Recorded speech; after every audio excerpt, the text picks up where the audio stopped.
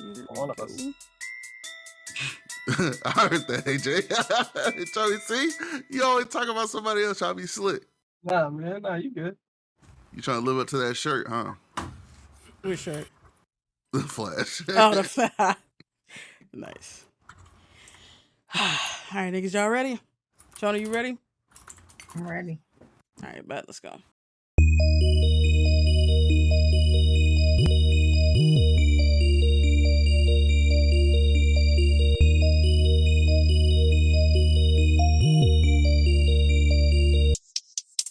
Hey.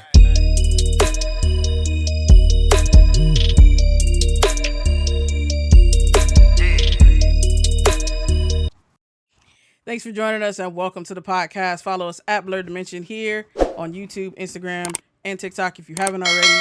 Turn on notifications so you can be the first to know when we got new content for you. I'm Kavan, the Greedo Suave. We got JK, Beast Eternal. Hello. Got AJ Noslinja. How's everybody doing? JD Creates Activity. Welcome back to the stream, everybody. Carl XKBHX. What's going on? All our pronouns are he, him, and his. Tonight we also have a special guest joining us, Shauna. Shauna's pronouns are she, her, and hers. Shauna is a champion of inclusive black nerddom, the founder of HBCUcon, and a cosplayer. You can follow her and HBCUcon on Instagram and Facebook at CC the Geek and HBCUcon respectively to check out some of her fantastic work. So tonight we only have 2 segments for y'all. We're going to kick it with Shauna. Then we're going to talk about what's good, and we're going to play some games. For anybody that's new, what's good is games we've been playing, shows or movies we've been watching, comics or manga we've been reading, all that kind of good stuff. Then after the podcast, we're going to switch over to after podcast gaming. Like I said, we're going to play, I don't know what, but we're going to play some games. So, stick around for that. Uno? Does everybody have Uno? Maybe. Is it sad that I practiced Uno? You practiced Uno? That is terrible. That is terrible. Yes. I'm sorry. I practiced a little bit. I know what's his not what's his face. I don't want to be mean. Practice Uno. Joel's just like he'll pick up the spot. And you neglected my good code recommendation. Two marks against you already. One of them was fun, and the other one was amazing. super annoying. Agreed. Amazing. Yeah. It's all tea. Let me all right. Let me turn off fan.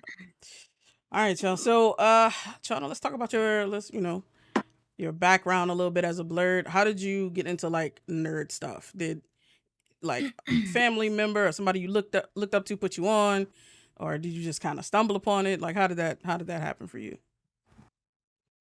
I mean, every time I get this question, I never know where to start because I've pretty much been a nerd all my life. Long before I even accepted it or let alone embraced it. And being what defines a nerd has always been kind of, I guess, what's the word I'm looking for? It's always changing, ever changing, right? So primarily for me, I got labeled a nerd early on because I was heavy into academia. I watched a lot of Discovery Channel growing up. In particular, I was really into dinosaurs, really into anthropology, especially ancient Egypt. I was just into stuff, into learning different things. And of course, growing up, nobody ever really affiliated X-Men and all those other comics and things like that with being a nerd unless you were really, really into it. That was kind of but then as you got older, it's if you still tried to hold on to that kind of stuff, then it was now you're seen as a nerd because you're indulging in these childlike, they always say it's for kids or anime's for kids, and not, half of this stuff's not for kids. But yeah, I've been pretty much a nerd all my life. My parents also, my dad's really into Star Wars. And just various, he's always been really into History Channel. My mom is really big into sci-fi. She was watching X-Files back in the day. She actually named me after Star Trek, a character named Shauna Triskelion from the original Star Trek series. Thank you. But yeah, so she was always watching that type of stuff. She's really into Game of Thrones, you know, all that bit. So I was pretty much predisposed to it, if you will. So it's Nature kind of and like, nurture. Yeah, yeah, exactly. it's really all I know, you know. And then of course a lot of my friends, like I just gravitated towards people who were into that kind of stuff. So it's pretty much been my life. Okay, dope. So, what was your shit when you were younger? Like, what show, game, whatever did you have to like catch every episode? You know, read every volume. Like, what was that for you when you were like younger? I feel like, well, truth be told, the first thing that I really like obsessed over was like into pop culture outside of like music and various things was actually Space Jam. I love Space Jam, and we had a friend of the family who was a contractor, and he made my room all Space Jam themed. So like I was really into that because I loved Michael Jordan, and it had all the greats, you know, from back in the day, like Charles Barkley and Larry Bird and what have you. So and then after that was Sailor Moon. That was when I switched my Space Jam. I'm like, all right, I got to switch Space Jam. I said Sailor Moon now because this anime stuff runs deep. And that was really my gateway drug into anime was Sailor Moon because I watched Street Racer as a kid, but a lot of people didn't realize Street Racer was anime, you know. So I didn't make that connection as a kid. But Sailor Moon, I was like, huh. That was when I started watching, like, you know, because Toonami, so Dragon Ball Z. You know, I started getting more into movies. I saw Princess Mononoke and all those other various things. So that's kind of, you know, what I'm into. So those two definitely. Space Jam, low key. I really never shouted out Space Jam as much as I should have, but that and Sailor Moon were absolutely like I will die for this. Like I collect cards, you know, I got stuffed animals, all everything. How many revolutions before you were like, all right, Sailor Moon, that's enough waking up like at the beginning of whatever. Sailor Moon? Yeah, like how many times did you have to start over before you were like, I'm out? You mean when she transformed or just in No, general? like just like she beats the final boss and then everything starts all the way over again and then they just throw the boss. Like how many times did you go through that before you're like, this is I mean, I went through several because they had the movies too. So I would watch the movies. Like I saw Sailor Moon R, S, Super S. You know, I would read fan fiction. Like it was She so was terrible. dedicated. Yeah, it Y'all. was deep. It was That deep. means you could follow all the way through. I was in the Sailor Moon until I was like the 5th time they started over. I was like, I don't know if I can make the trip back through this to get back. Like it was like Yeah, I didn't watch like the Crystal series. You know, I watched the OG 90s, you know, ones and the right. movies. I haven't watched Crystal. I tried to, but my connect that I had to watching it was like, it's only in Japanese, and Usagi's voice is annoying. So no, we're not watching it together. So I haven't seen it yet. But yeah, it's hard to beat those 90s anime. It really is.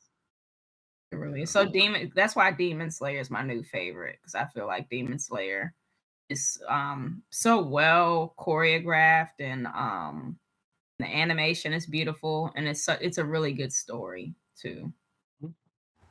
Some people would say that I was the about to story say is the not same. that good, but It's not that good. what, I don't remember who said that. Zuri said that the animation carries it or whatever. Every First off, time anybody talks about Demon Slayer in her presence, the she animation come with that hate. carries. Yeah. Animation She series. just has to have Demon Slayer. something to push My Hero Academia against. That's what it is. She just has to have something to like say, no, my hero's better than Demon Slayer. But is it though? Yeah, I would go Demon Slayer over My Hero. Story wise, definitely. Yeah. My hero's story is very simple. I love their Bruh. character. I feel like their character development is pretty good. I already said no Attack on Titan. I like Full Metal Alchemist Brotherhood too. I saw that. So that's a good one. Yeah, That's a good one. that's probably one of my. I think that's like my favorite full series. Like, Yep. Yeah, that's a lot of people's favorites. I wasn't ready though. Like I really like that, but then I wasn't ready for the gruesomeness because I was like, oh, it just seems so lighthearted at the beginning. Oh, Full Metal Really? Alchemist. You didn't watch the real beginning. No, Yeah, you did not. like the very first thing is like, okay, They sacrificed. it's lighthearted, but then the sacrifice, I'm like, okay, that's grotesque. Surely, there's nothing that's gonna compare to that for the rest of the series. Dun, dun, And it That's just why I went back can't and watch. forth. What is it? Not Jujutsu Kaisen. Jujutsu There's Kaisen another is one. good, though. Tokyo It's not Ghoul. Jujutsu Kaisen. There's another one that's like more hardcore than Jujutsu Kaisen because somebody You talking told about me to Attack on watch. Titan. No, not that one. That's why I can't watch that. It's depressing and gruesome. Yeah, I know it's depressing and like all your favorite characters die. Yeah. Wait till you watch the last season and figure out what the real reason. Yeah, last season part uno. I don't know what show because somebody told me to watch Jujutsu Kaisen as like a buffer for this other show, but I can't remember what it is. Tokyo Revengers. Tokyo Revengers. Tokyo. Yeah, I was told to watch Jujutsu Kaisen as a buffer for all the like grotesque, and blood and gore and stuff. They were saying that Jujutsu Kaisen is lesser than I don't know if that's true. I don't know if that's true. Tokyo Revengers. I don't think so. you You might have those switch. Tokyo Revengers is definitely less grotesque than Kaisen. Yeah. Interesting.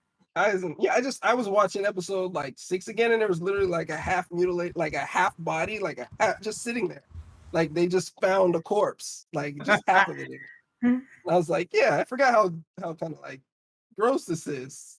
And the nigga, the nigga who can transform and can transform other people, like, bro. Oh yeah, he's super gross. That's rough. Yeah, he turns people into things. Yeah, that's nasty. Yeah, it's bad. It's all bad. I think it's because there's so much humor. Because I don't think of it. It's very gross, but I don't think of it as gross. Because there's no, like in Brotherhood, there's when the gross stuff happens, it's deadly serious. Like it's really heavy. But there's always like some kind of comedic aspect to Jujutsu. I feel like. Yeah. If you want grotesque, watch Dead Man's Wonderland. That's grotesque. I don't think she does. I don't. I was trying to watch Tokyo Revengers just because everybody says it's so good, and I don't know. Maybe I'll start with Jujutsu. I don't know. This was good. I feel like he's saying the lightheartedness might balance it out for me. Kaisen is really good. Jujutsu Kaisen is good. I want to go back and watch Brotherhood now.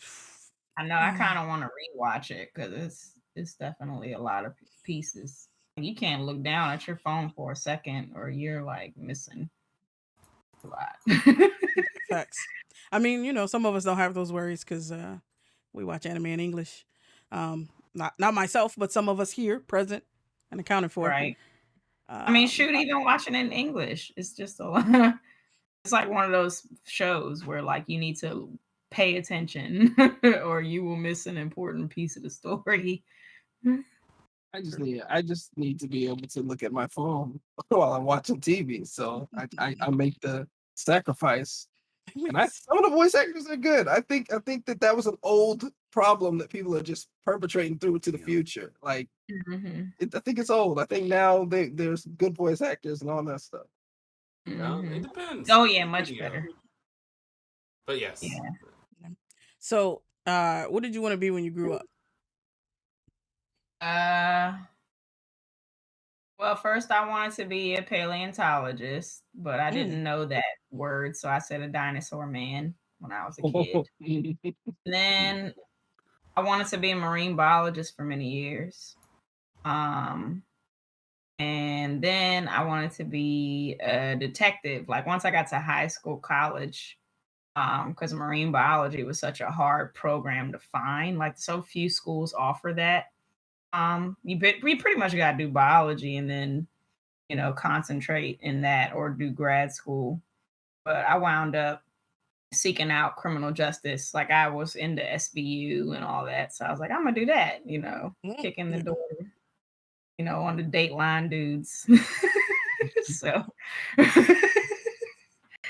but yeah, that's pretty much what I wanted to do. Okay. you went through a lot of things there.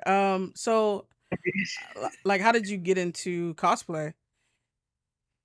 Oh gosh. So in 2015, that was when I started really doing like full-time kind of activist work, if you will. Mm-hmm. And I was working for a small women's rights organization.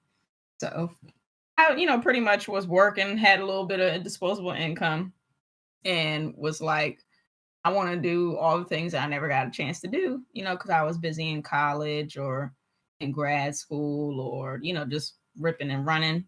So, actually, before I even started cosplaying, I was watching a show on sci-fi called Heroes of Cosplay, which first came on. This is back before even Cosplay Melee, the competition show that they had. This was more like a docu-series, and it chronicled like a bunch of different cosplayers in the community. And one of the prominent people on the show was Yaya Han. And I just like fell in love with her and her work, thought her, she was really cool. And I was like, I really want to do this type of stuff one day. Even if I don't get all into the, even if I don't have my own line of fabric like Yaya Ha does, but I really want to do this. So I went to Spirit Halloween because there was Baltimore Comic Con coming up, and it's usually in the fall. I went to Spirit Halloween and got a Black Widow Age of Ultron costume. That was like the best costume, that I liked, that I felt like I, looked good in. It didn't look like super cheap. Right. So that was what I went with. And it was pretty cool. And a lot of people asked to take my pictures, which I was like, really? Like, y'all want to take a picture of this shit? Fine, um, but and then the vast majority of the people who were asking to take my picture were Black, and I kind of picked up on that immediately. So that was like, all right, maybe there's something kind of like to this. I'm like, plus I thoroughly like enjoy this, but really like the community aspect is something that has always been icing on the cake for me when it comes to cosplay. Mm-hmm. So do you feel like you I guess as far as the community aspect, do you feel like you kind of like found your people in cosplay, or? Well, I feel like I found my people even before that. I feel like it came in phases. Like I have friends who I've been friends with for like 20 plus years. So I have like a couple of them. I really found like my people, like in terms of like a whole clique when I got to college. And it was actually like a whole group of us nerds who would hang out in my homie's room and play video games and watch anime and watch our favorite shows and talk about any and everything under the sun. And that experience is actually what ultimately, between that experience and my experience in the cosplay community, that was ultimately what led me to create an HBCU Con, because that was like our own little mini con on the yard. And I often look back on that. So that was kind of where I found my people. But then it was even more so, in the cosplay community. It's like now I'm finding people from all different parts of the world. And now I got a network in New York and I got a network in Atlanta. So that's pretty dope. It's Mhm. dope. And not even just the cosplay community, but the nerd community in general, like all the creatives, like comic book writers and artists and stuff like that, designers. Mhm. Oh yeah. Wow. Yeah. How have you found it, like being a Black woman in like cosplay, convention, nerd, all that stuff? I mean, it has its pros and cons for sure. I mean, being a Black woman just in general is lit. Love it here. So Shirt. yeah, for real. Like Being a really, black looks woman's like lit. too much sauce over here, man. And sometimes it's really like just, and even just the aspects of like the HBCU experience and the Black Greek experience and all that. I just love every bit of it. Um, and when you take that and combine it with the cosplay community, I think that Black women in the cosplay community are killing it, like killing it. And with that being said, I also feel like there are a lot who don't get nearly like the attention or praise, if you will, that they deserve in comparison, especially when you compare them to cosplayers of other races, women of other races.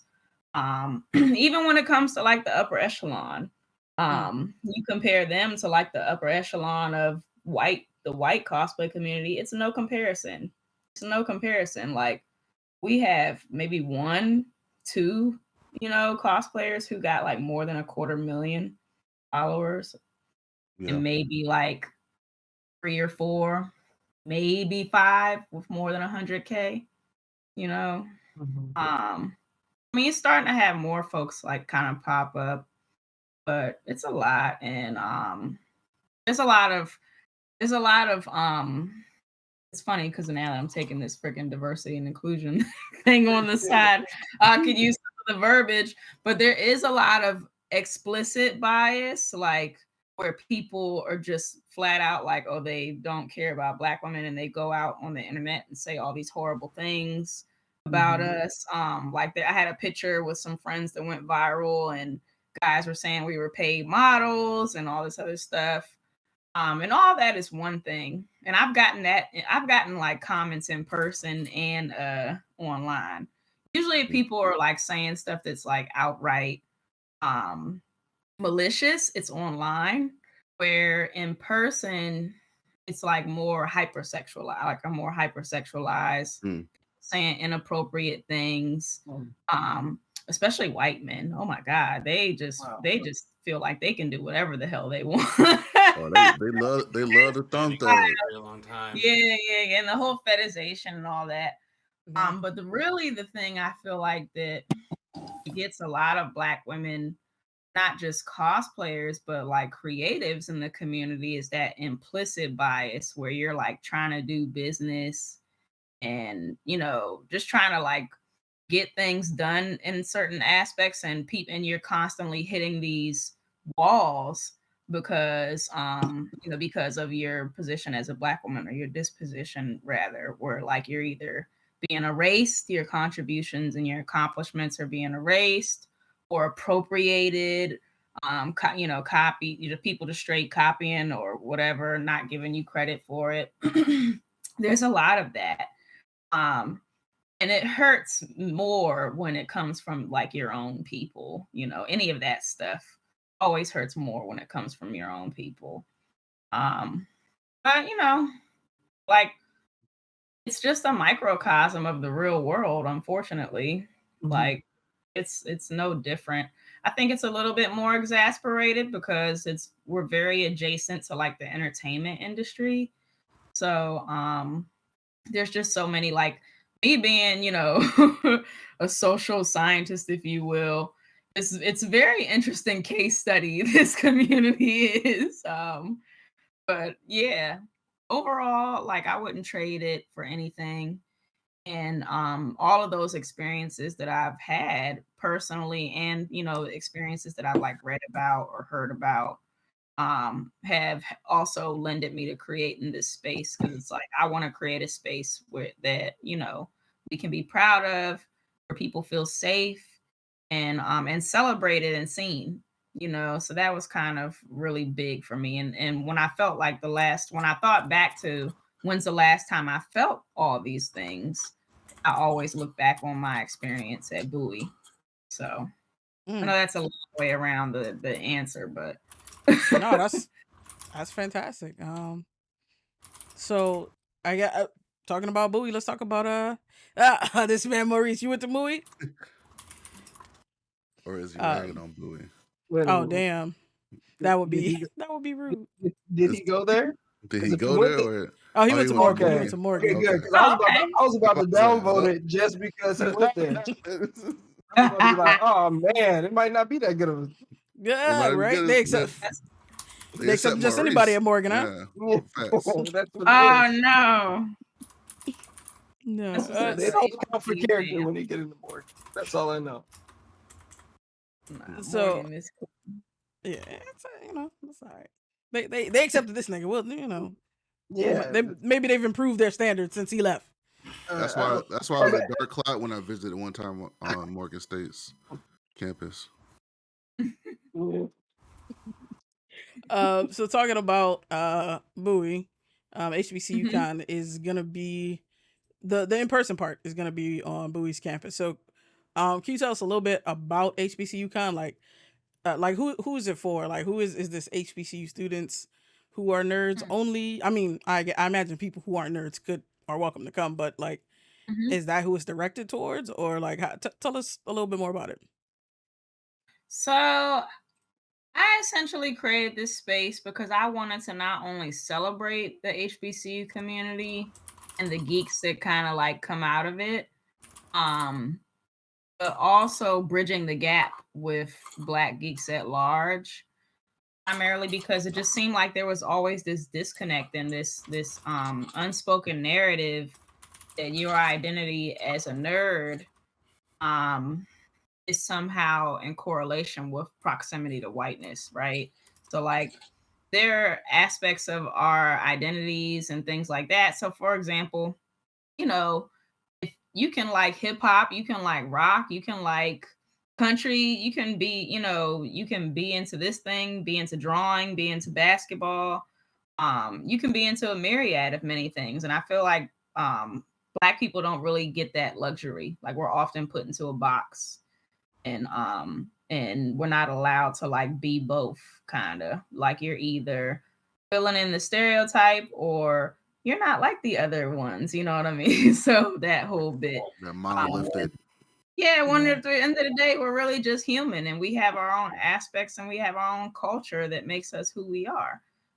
So I just wanted to like take the experience that I had and the love and the affirmation and the validation that I got, not just from my HBCU experience, but growing up in DC in a time when it was called Chocolate City, and taking that experience and like giving it back to the world. So One day it will be that again. man, I'm telling you. That's my hope. What, Chocolate City? Yeah. I don't know. I mean, when you man. think about it, right? It's just it's one tangent, right? But we are living in a time where, thanks to careers like in tech, we are making more money as a collective than we ever have before. It's just a matter of time before we can start making our way into purchasing those homes that were taken from our families in the past few years. So, Yeah. that's my hope at least. Fingers that's crossed, right. for sure. Yeah. I mean, literally terraforming the city for like white folks to come in and buy it up. Like they tearing up the roads, they breaking up historic housing. Like it's frustrating. Historic houses? You said what? Yeah. That's usually like a non-touchable thing. Like not in a historic homes. city It's majority supposed to owned be. by Black people. Fact. It's not historic anymore. Nah, Like- that's not history. That's just old. Needs to be. Yeah, it's just old. Just Like Hey. there were homes when I was looking for a home. Like there was a few homes that were like, oh, that looks pretty nice or whatever, and then it's like it's a historic home, and I immediately was no longer interested because like you can't. It's so hard to do anything to a historical home, much less tear it down. That's like unthinkable around. Yeah, they have really strict guidelines for how you like upkeep them and and renovations and stuff. But they will give you like grant money to help you pay for it if you register it. But yeah, and I also think it depends on where you live too. Like, Georgetown is different from, Anacostia. You know what I'm saying? Like, Yep. It's definitely different from Florida. yeah. No one cares about It's Florida. different from North Miami. That's just for certain. They I can tear feel you. every house down in that place in Florida. Hey guys, I think you guys are losing focus. It's China's time. I don't know why you guys are talking about Florida. It's ridiculous. I mean, It's ridiculous. I'm disappointed in all of you. Can we get back on top? Wow. Wow. Batman his Unexpected. Salted. So, all right. I think we kind of touched on like your vision, how you decided to start the convention.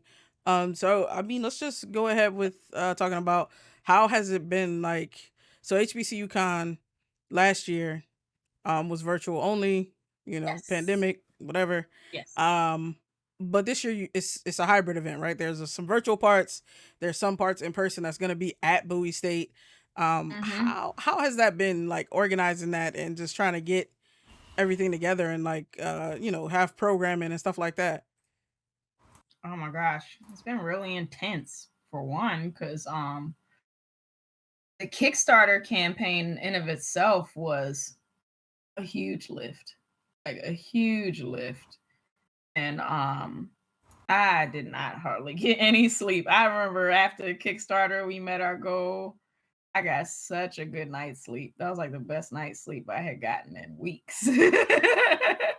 um so that was, and then we're planning the event on top of that, so we're taking in panel applications, trying to secure, these different spaces on these different days. So I would say that whole period when we were doing the Kickstarter and planning the event, that was probably the most intense, honestly, that it had been. And then after that, we built out it's building out the schedule and that stuff. So it was really just a matter of implementation. But now at this point, it's like we're pretty much chilling and just waiting for the day to come. Like, there's still things that we're doing, packaging. Like, we got Kickstarter donors, so the people who are coming in will be able to get their stuff when they check in. The Kickstarter folks who aren't coming to the con, we're gonna mail you guys your stuff afterwards. But everything's pretty much set and has, like, all the I'm really, like, kind of it feels kind of surreal how the pieces have all fallen into place. So yeah, it's just a lot of moving parts, and it kind of feels wow to even think that we managed to put it all together. Oh, hey, congrats on being on autopilot a little bit. Um, but yeah, Thank you.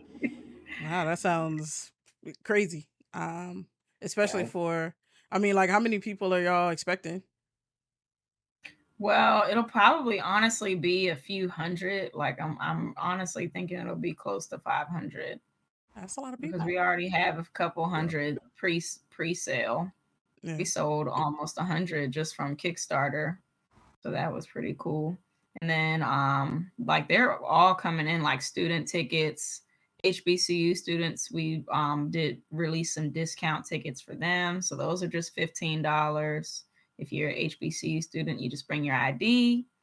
But yeah, and then that's not even counting, like, the panelists who are coming through, the ambassador, the guest speakers, the cosplay guests, step teams, the fashion show models and designers, and, like, all these people who are coming through to pretty much, the musical performers who are coming through Yard Fest.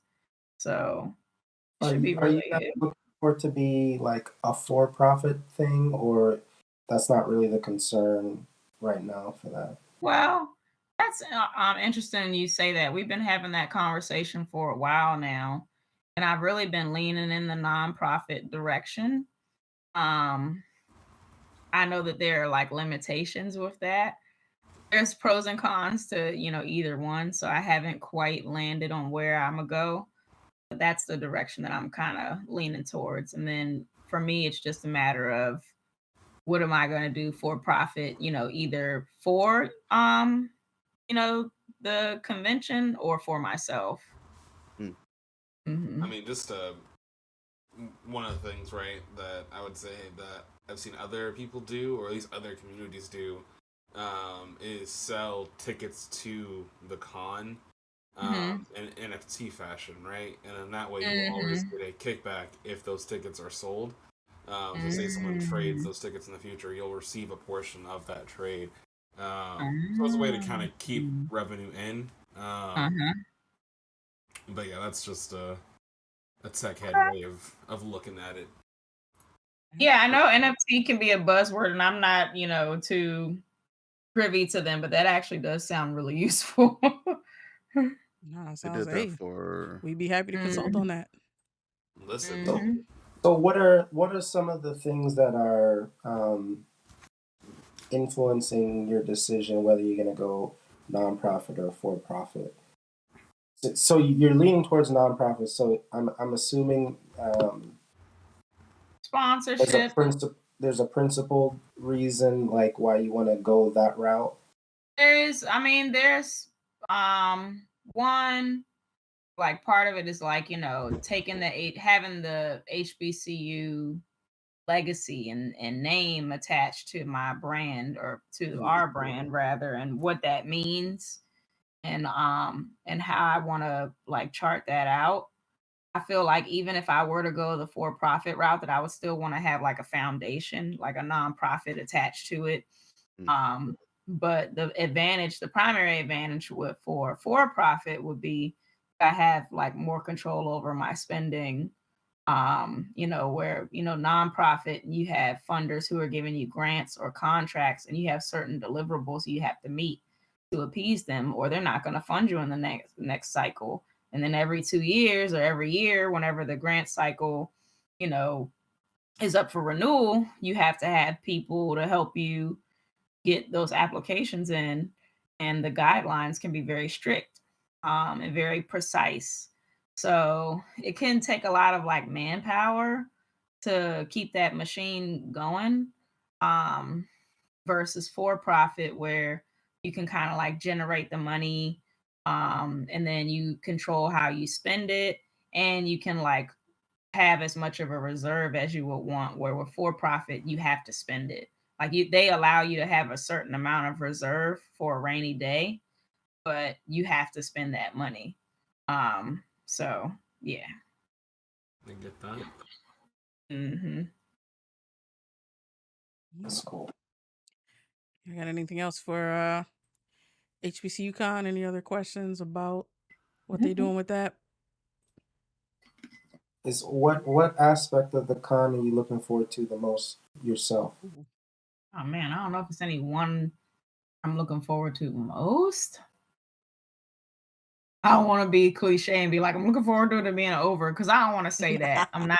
I'm looking forward to pulling it off successfully. I'm not necessarily looking forward to it being over.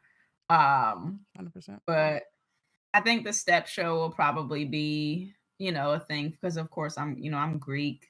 So it's like having that will be a really good, and that's a lot, because you're dealing with other nonprofits trying to coordinate that. So it can be hard, where Yard Fest is like you got independent artists, so that's kind of like easier for me. Especially since most of them are my friends who I know personally, so I'm like, yeah, just come sing, or come drop some bars. We'll give you a little honorarium.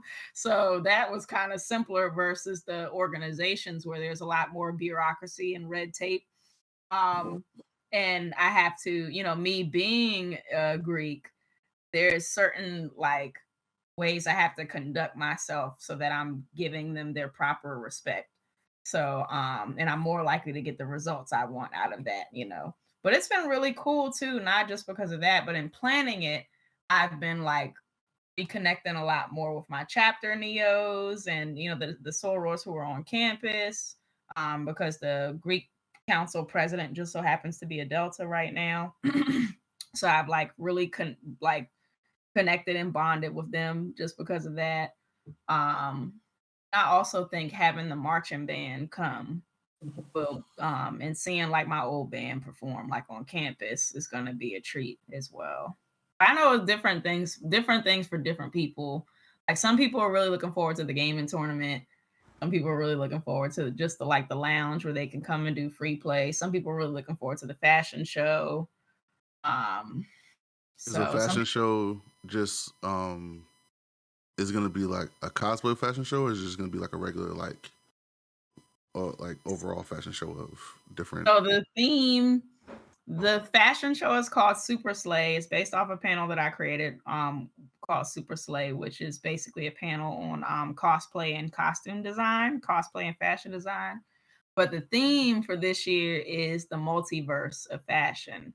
So it's primarily going to be around like Marvel, that whole bit for the multiverse of madness. But we're also going to have some other like universes like anime, bad waifus coming through and showing off some of her collections and stuff. So but yeah, that's the theme this year. Mhm. So I got two questions. One, is there? So you did say there's a virtual aspect, right? Yes. Are you gonna stream that on like YouTube or Discord or anything like that? So yes, we actually, if you go on our Eventbrite, it's pretty much free for the virtual. You just donate whatever, any amount you want. And we have a sponsorship through Subsume. Subsume is sponsoring our Gamer Jibe space. So Gamer Jibe is actually really for all the people on Discord. It's actually really cool if you're a gamer, and I think you'll really enjoy it. It kind of reminds me of The Sims because you have an avatar, like little character, and you can customize it and like walk around like a 3D space. Go to all the go to like pretty much most of the panels. Like our feature panels are going to be streamed live. Special events will be streamed live. And then we'll also have some panels that will be exclusively virtual as well. So you'll definitely have some, whether you come virtually or whether you come in person, you'll definitely have some fun that weekend. That's almost like how Sony did with one year they had E3 and they did a virtual like PlayStation Home, I think it was called, and you just walk around the different panels and stuff. And every time you walked around, you got something you can just download. So That's cool. Yeah, so we'll have virtual tables and you can check out all the vendors there. All the vendors, like we're offering them virtual tables as well. And then you can go to like the virtual panel rooms. You can actually like chat with people just like you do on Discord. And they have like little chat bubbles that you can talk to people. So yeah, it's pretty dope. That's interesting. So, Maurice asks, is there a chance for another illustrious HBCU, not Howard or Coppin, in the DMV area to host HBCU Con next year? Yes. So the ultimate goal is to continue to have our flagship event. It'll more than likely, flagship event will more than likely remain in the DMV unless I go somewhere. Only other area I could really see it like being a flagship event will be Atlanta, quite honestly. But in addition to our flagship event in the area, we're also going to be taking it on tour and having events on different campuses every year. Especially looking at the opportunity of partnering with them for their homecoming seasons and doing something like in conjunction with that, like maybe something the week before or the week after or something. So yeah, that's something I really want to do. I really want to take HBCUcon to Jackson State.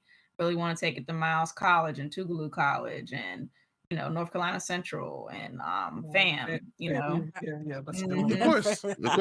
That's really good one. Of That's a good course. choice. Yeah, Bethune-Cookman, shoot, yeah.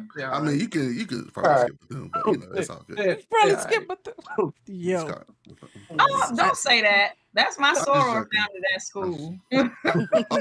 Bless her heart. Yo.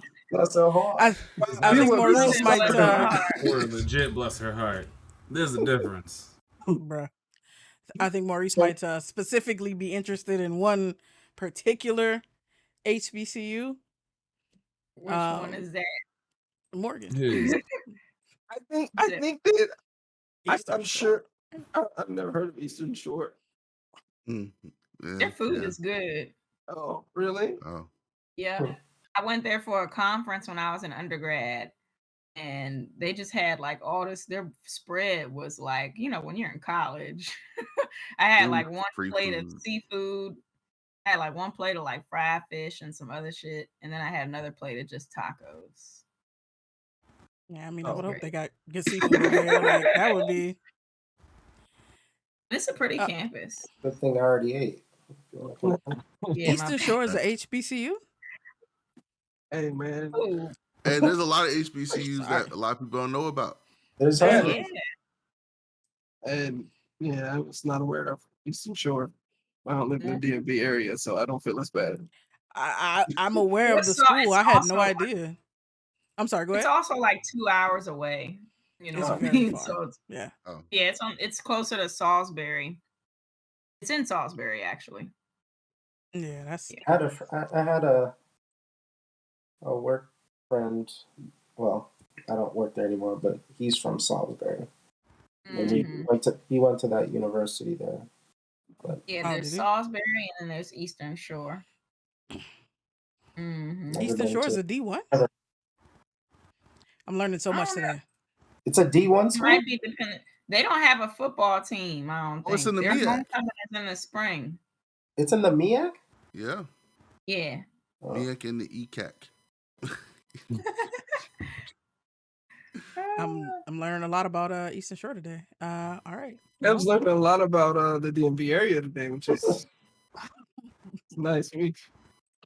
So Uh, what does success look like for this con for you? What do you hope happens?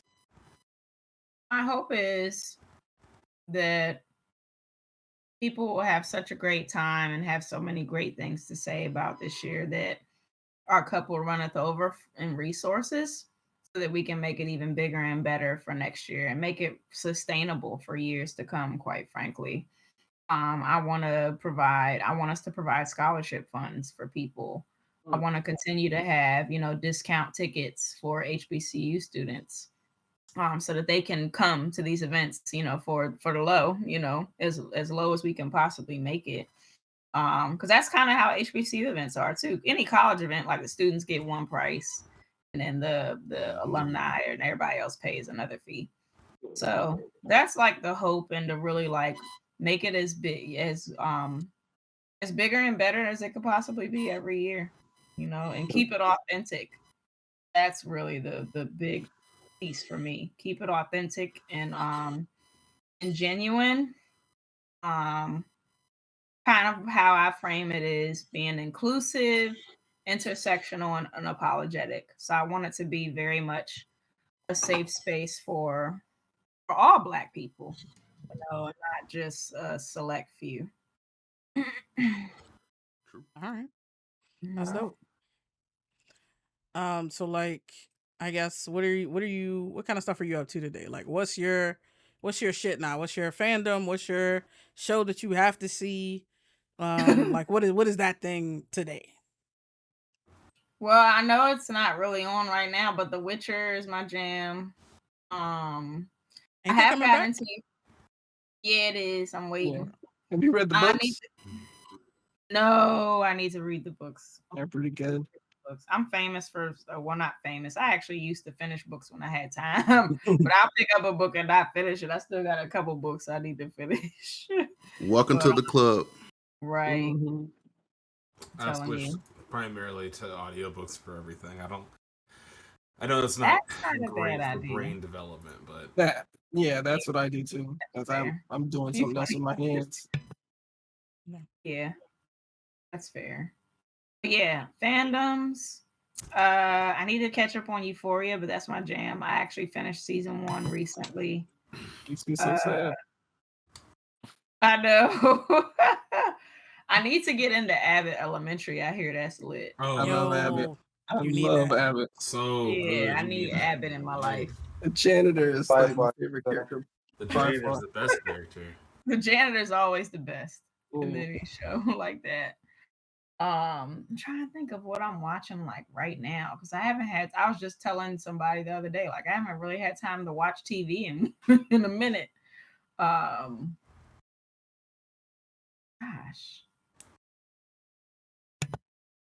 What was I? Oh, Peacemaker. I was watching Peacemaker. You right. That's a JK Alley. funny show. It is. It's fucking hilarious. It's a lot. Just like, how do we get here? Eagly's low key my favorite part. Facts. of the show, the eagle. Yeah, I'm just waiting on these Marvel movies to come out low key. I need to see Sonic. It does feel super long, right? Yeah. Like we've been waiting for it like a does full seem like we've year. been waiting a minute. Yeah. Oh, And I need to see Sonic too. I do want to see that. Yeah. All right. Anything You else? got any cool projects, or you just HBCUcon until that's over? And work. I work. started my new job, so Oh, like it's just getting acclimated to that, doing all the the mandatory trainings. But then also getting ready to travel soon too. Not long after the con, like maybe a week or two, I'm gonna be traveling. So traveling. Like, where you go? Where traveling? It's a pandemic out here. yeah, I'm going to Charlotte. Going Yeah, to Charlotte for like a cosplay thing, or for just like thing. for a work thing. Yeah. All right. Hey, good luck. Yeah. I don't know where I'm going, but we visiting HBCUs basically. Oh shit! True. You just Mhm. you're That associate that director could of. lack some optimism, Swab. Carl, Suave, is there any HBCUs you want to forget in Charlotte? like the ones you got up here, up there? Yo, I had no idea. Niggas talking about they going to Eastern Shore. I'm like, you're going way over there to go to school with white people, and then you can go to College Park up the road. I had no clue. No clue. What about you? It is mostly white people in that area, but that school is black. Now I know. You're not going there to be with white people. The more you know. And good for those students. All right, but so we already talked about what you're into right now for what's good. So I think that's y'all got anything else for Chana before we let her go? This is a random question. Okay. Do you think that talking about cosplay, I used to watch that show too. Heroes of Cosplay. And that's what got me into like, oh, I want to cosplay now. Haven't done it yet, but in the future. Okay. Do you think as more and more Black people are cosplaying, like from Facebook, there's a lot of people that post a lot of female cosplayers, a lot of male cosplayers who are Black or people of color. And do you think that as time progresses, that would be a new like entertainment industry, not trope, but I guess genre of cosplaying, be like a new like fashion sense or a new what's the proper way to structure? I guess fashion sense, almost like how style, like how Black culture has evolved and has kind of taken over the entertainment industry or fashion industry, entertainment industry, all that stuff. You think like nerd culture and cosplaying would be kind of doing the same thing as well, as more and more Black people are cosplaying, and you see it at different cons like HBCU Con, BlerDCon, stuff like that.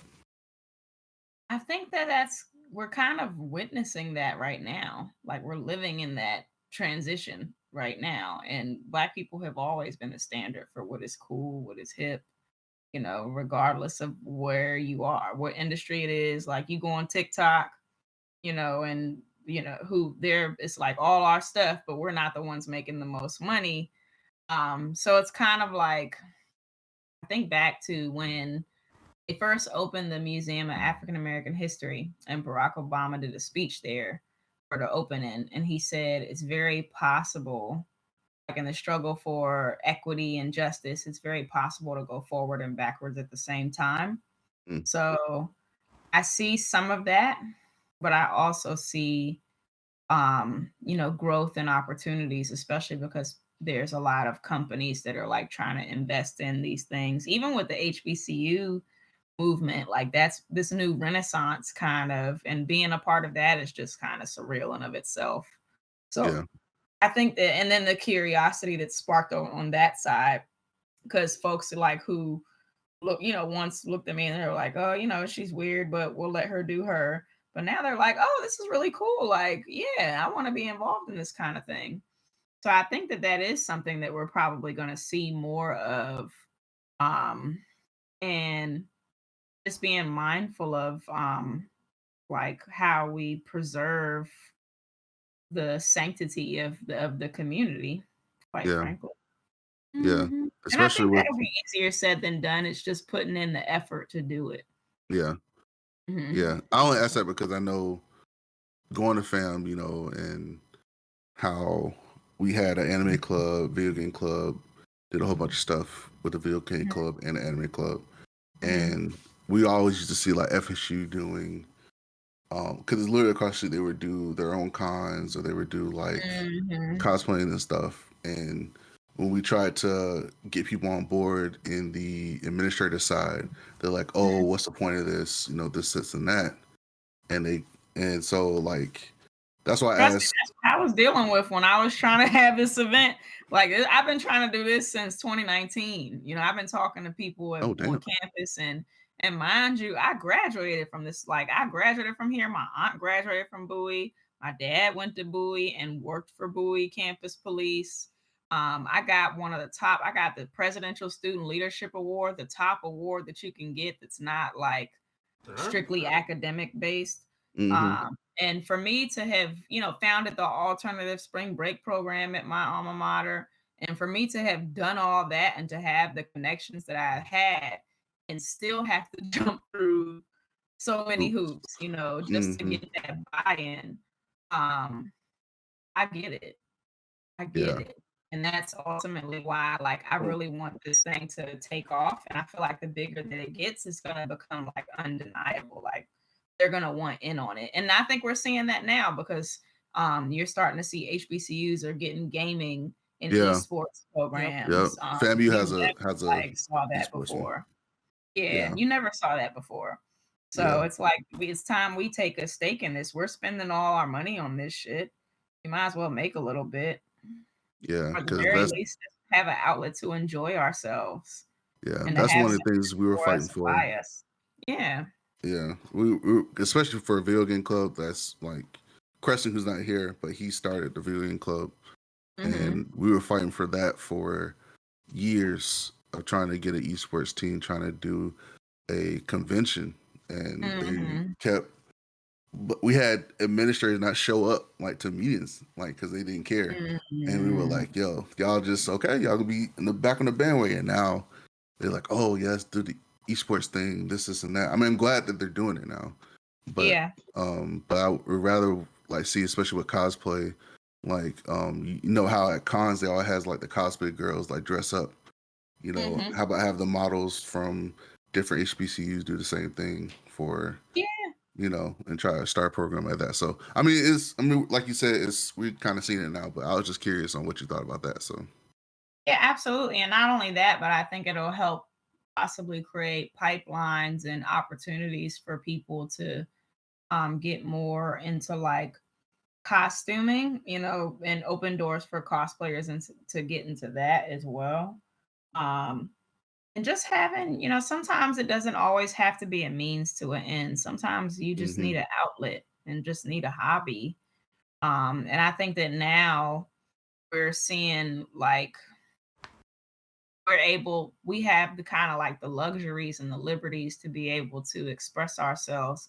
And not only that, but the information and the resources to express ourselves in ways and in levels that we've never done before. We were so busy in the struggle, you know, and I mean, it's still a struggle, but like just thinking about, you know, my dad and my mom never had this type of space, you know, nor would they have felt welcome in the spaces that were available back then. So it's just crazy. And now, you know, they're coming with me to conventions and they went from like, why are you doing this? Like, what is this, you know, for to helping me invest in what I got going on and saying like, hey, you want us to volunteer? That's been major.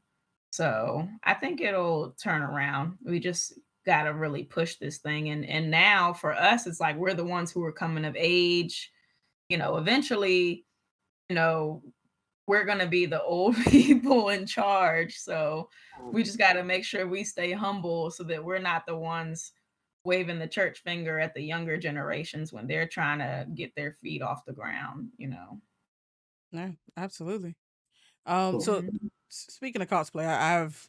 So what do you have, like a favorite that you've done, or like an aspirational joint that you're like, one day I'm gonna do this right and I'm gonna fuck them up. Like what are those for you? I have a few of those, but I haven't quite gotten like I have so many of those. But I think one that I feel like Nux on the Moon, I definitely was one of my favorites because it took so much work, and that was one of those ones where I was like, I'm gonna fuck them up with this one day, and it felt really good to like bring that one to fruition. And I think with the pandemic and everything, it kind of lended to all those conditions where I was like, now I got the time and the energy to focus on this. Of course, I love Chun-Li. The red dress, the red one is probably my favorite between the ones that I've done. And I really do want to bring back my Princess Mononoke, but I kind of want to like revive it and make it like really, really add my style to it. Cause that was one of the more like purest ones that I did. Where most of the other ones I tend to incorporate my sense of fashion and style into it. So I really want to kind of bring that one back, but like, bigger and better. Is there any new anime that you've seen that you want to cosplay as, or anybody recently? I guess I did Shinobu Kocho, so that was the one I really wanted to do. I don't know if there's anybody recent. Shinobu, your favorite Demon Slayer, or is that just the fireest costume and you were like, I need this? Yeah. No, I love her personality too. That's fair. I love her personality. I was like, who is this? Okay. I'm like, I like her. She's kind of like me a little bit. Then when I found out she's a Pisces, I'm like, okay, yeah, she is me. You find her sign. Time, right? Hey man, they be putting them signs in them character profiles. Yeah, that is true. Zodiac is apparently very important to Japanese culture because the anime they never miss. They like this is their sign. I remember that from Sailor Moon because like I said, when I was learning everything there was to learn about it. I do have one anime character who I want to cosplay, but I don't want to disclose it because I don't want somebody take it. Surprise. Somebody take it. Snatch it up. I'm petty. So, is there any advice you have for anybody who wants to get into cosplay, like JK over there, or somebody else, like who's trying? What's the best way to start? Oh, I'm absolutely not that kind of person. I can't do cosplay. I don't have the confidence. He wants to be Batman, but he doesn't know how to do it. I feel like I want to be Batman in real life, not one of the real money. It's like I just want the billions of dollars. Yeah, I want the billions of dollars and all the cool stuff. I probably won't save anybody though. Like, what was the question again? Okay, advice to an aspiring cosplayer. People who want to cosplay, who want to get started. Yeah, like what's the best way to get started? Just do it. Like Spirit Halloween, buy that first city costume. Anything about like if you have to costuming, like building your own costume, like any of that stuff. Like if you want to build your own costume, then there's always YouTube or following. I would just say follow people who are like, if you want to build armor, follow armor builders. If you want to be a seamstress, follow seamstresses. See if there are any possible workshops that you can take. There might be some low cost or free ones that are either in person or virtual. Taking advantage of stuff, especially if you go to cons. A lot of times at the cons they'll have panels on stuff like that. So you can check those out, do stuff like that. For me, I'm a closet cosplayer, so that's kind of like my bit. But I really just took pieces literally like that Chun-Li dress, that red dress I've had since I was like 14. I bought it for homecoming, my first homecoming, my freshman year. And then I just had it altered so that I could move around in it more. And it would fit better now that I'm in my ripe old age. But like I just started from there and was like Googling, like I would Google pictures of the character. I usually start with characters who I identify with because that kind of helps me more. And if I know like their aspects of their personality and their like iconic looks, iconic poses, I would do research on that to kind of help me get my feet wet. Like, because I'm really trying to not necessarily embody the character, but bring the character to life in my own way. Like bridging my personality with that character's energy. So that's kind of like where I would say start. But the reason why I say just do it is because I kind of sat on the whole idea of cosplaying for years because I kept waiting for the perfect time. Like, oh, I'm gonna wait till I have more money. I'm gonna wait till I have more. I'm gonna wait till I have the perfect body. I'm gonna wait till whatever that means, right? I'm gonna wait till I have, a group of people to do it with or somebody to go to a con with me. But at the end of the day, it's like I just did it and wound up getting a group of friends who went, and only one of them had been to a con before. And we went to Baltimore Comic Con. And it's like, you got to start somewhere, you know? Mm-hmm. You just go from there. I mean, if you've been to cons, I feel like that makes it easier. Because my first con I went to, I cosplayed. Like, I went in head first. Like, I was in the community and the con community and the cosplay community simultaneously. So if you've been to a con before, I feel like it'll be a lot easier because you already know that environment. But it'll just be different because you're dressed up. So just be prepared for more attention. Like you might get stopped more. Like you might need an extra 5 to 10 minutes to get somewhere because you're gonna be stopped the whole time and people asking you for pictures. So That's very true. We're one of those people. We are. So going back to what you said real quick about doing research and trying to bring yourself to the character for the Black Widow joint, that's you taking on the world with a gun and a motorcycle. I feel like Black Widow was like, when I went to the Spirit Halloween, it was like between her and Wonder Woman. I was trying to go with the Wonder Woman one, and I didn't like the way it fit on me. I felt like it made my body look terrible.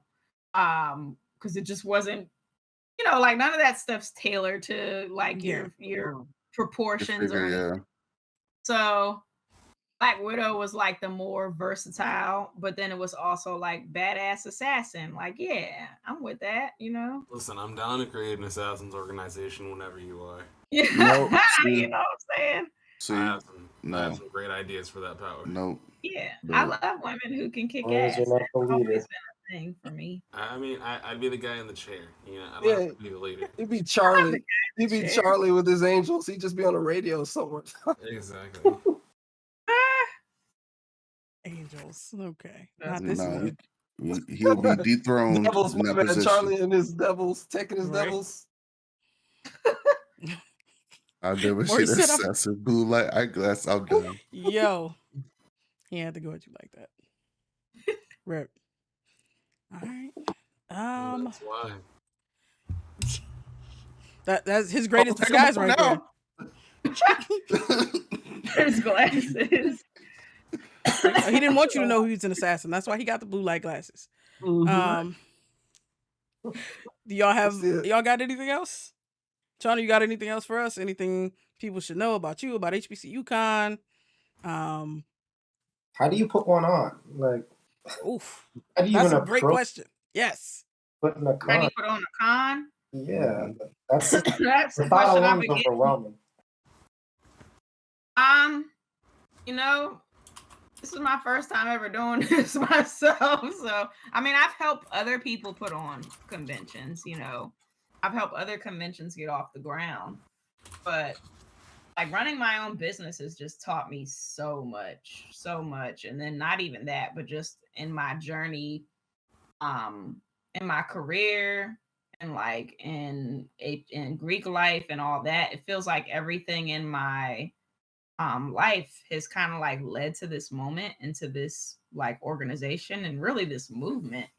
So I feel like that's honestly where you should start is taking a look at, because there's so many cons now. There's so many.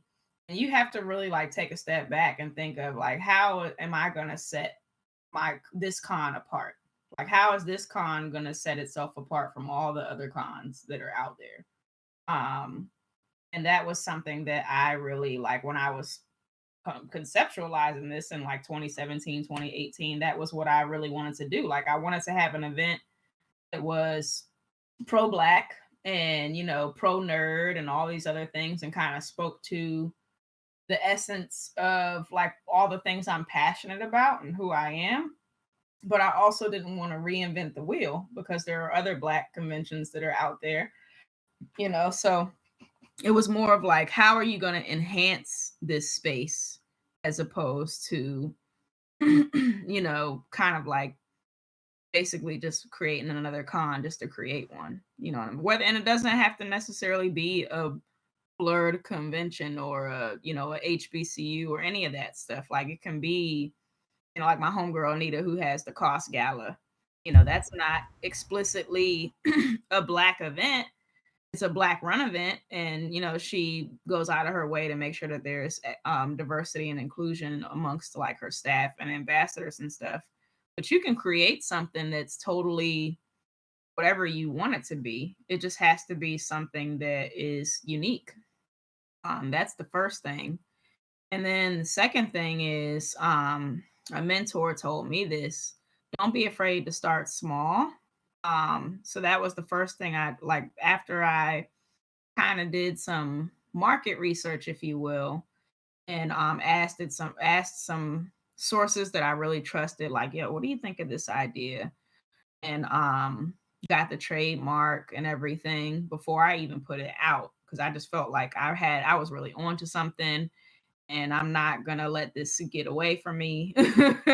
And then after that, I just started doing pop-up events, like having panels at other conventions, having meetups and things of that nature. So kind of like starting there and really like building my base, because that's ultimately like what a lot of my expertise is at least at work, is grassroots organizing. So that was pretty much what I was doing.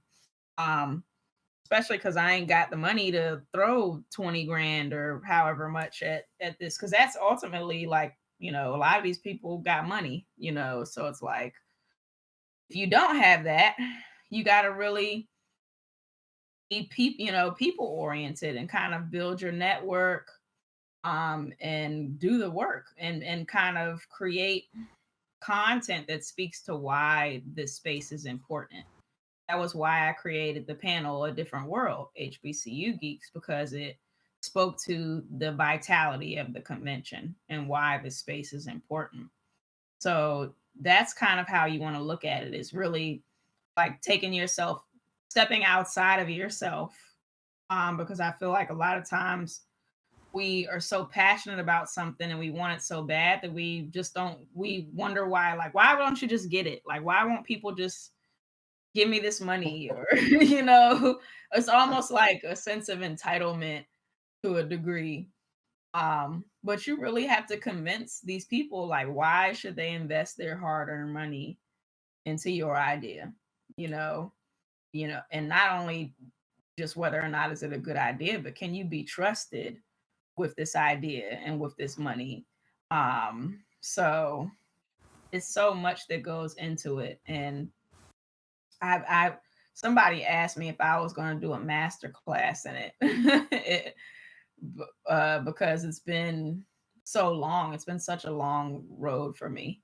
And with the pandemic, like, I could have never foreseen that. Because we were supposed to have our first con in 2020, and literally it got nixed like 6 weeks out. So Yeah, that was a lot of cons in 2020. crazy. Yeah, they got Yeah. axed. Yeah. Yeah, so then it was, having to adjust and do the virtual one in 2021, which I didn't really want to do, because I had this whole vision in my mind that it was going to be this big, great thing, but then I had to humble myself and be like, okay, if I want to keep this train moving, then I need to adapt and make do with the resources that we have. And it worked out well. We had like 35 panels at the virtual con last year, plus a virtual 35. concert. Yep. And we had a virtual concert. We had a virtual fashion show. So it was really nice, So it's definitely been a huge, it's just been, I've learned a lot in the past, 4 years now? Yeah. Shit, maybe you need to work on that master class. Yeah. I just might. Just on event planning in general, like event, because it's so people, it's so much harder than people think it is. Like people who are good at it, like people who are good at it make it look easy, but it's not. It's a lot of moving parts, especially when it comes to cons. There's so many moving parts. That's what you can call a masterclass, con magic. There you go. Con magic. Oh no. That actually does sound bad, worse than it does sound. Yeah. I'm gonna sound like she's gonna make your money disappear. Yeah, right. Con man. Yeah, I was gonna say mine's called Con Man. Yeah, it's a master class on putting together cons. Yeah, right.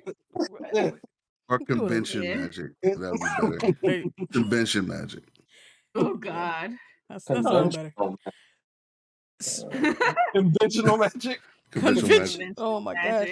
Oh, that's speaking of conventional, do you have a nerddom that's not like traditionally nerdy? Like, I mean, kind of like you said, like the definition kind of evolved.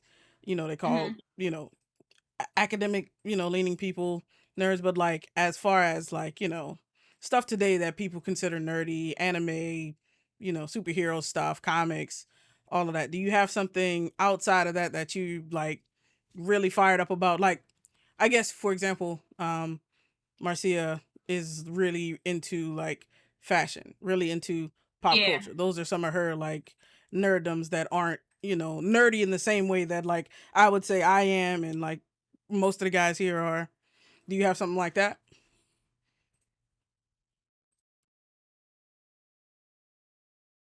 I've always been into art. I've always been really into art. Of course, like I said, paleontology. Are you still fucking with that? Oh yeah. Okay. Yeah. Anytime. You gonna retire and be a dino man? Yeah, I will be a dinosaur man. I would be a dinosaur. You watched a lot of Jurassic Park. Yeah, Jurassic Park was my shit growing up. Yeah. Did it hurt you when you found out dinosaurs had feathers, or was that like not? It was definitely something to digest, but it didn't necessarily hurt. Oh, they hurt me. That was like, they're kind of cooler now. Affected by it, like really bunch of giant birds. Taken aback by that. Like, what? We had a bunch of fucking big ass geese and turkeys running around here, fucking shit out. That's why geese are so rude. They remember. They remember. I used to twice your size. We used to run this whole thing. Exactly. I used to be big and you used to be little. Like, that's why when you walk next to geese, they just start hissing and they're just pissed off at dinosaurs. Oh, done. Geese are like, it's like if we were 10 million years ago, I'll fire off on you, man. Like shit. Yo. Oh my gosh. All right. I do love anthropology also, especially Egyptology, but any like ancient culture. I'm just so fascinated by like how they lived, their religions, the way they dressed, all that stuff is really fascinating to me. Yeah. That's how I am with myths and stories, and especially like Egyptian and I love mythology. Yeah. Same. That's why I like Moon Knight so much. That's fair. I don't know the story of Moon Knight, so I might have to check that out because I fuck with mythology. Watch the show. I will. I might have to. That's I might have to look into that. That's dope. What else? I think that's it. I think that's all I got right now. Y'all got anything else? Sorry, I keep thinking of questions. But I promise we're gonna let you No, go it's soon. all good. This has been dope. All right, thanks for joining us It's for been sure. really dope, man. I appreciate y'all. Hopefully, I get to see y'all at the con. Hey, fingers crossed, man. I, some people have been going outside more than others. I may be in the house if we don't see a severe decline in, Understood.